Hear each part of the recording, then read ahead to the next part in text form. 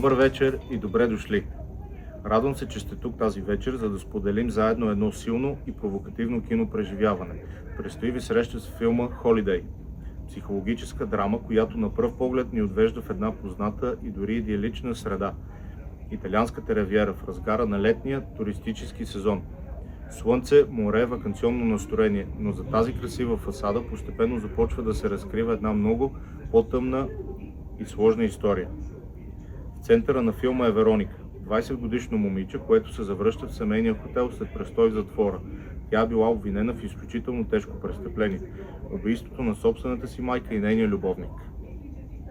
Макар съдът да я оправдава, съмненията не изчезват. Напротив, те продължават да живеят в погледите на хората около нея, в шепота на малкия град и в натиска на медиите. Филмът много умело изследва какво означава да бъдеш невинен в общество, което вече е изградило своето мнение. Вероника се оказва в ситуация, в която трябва не само да се справи с личната си травма, но и постоянно да доказва своята истина пред всички останали. А това е особено трудно, когато миналото ти е белязано от сложни и болезнени семейни отношения. Особено интересен е и въпросът за доверието. Кои са хората, на които можем да разчитаме? Дори най-близките, бащата, най-добрата приятелка, дали наистина вярват безусловно или при тях се прокрадват съмнения.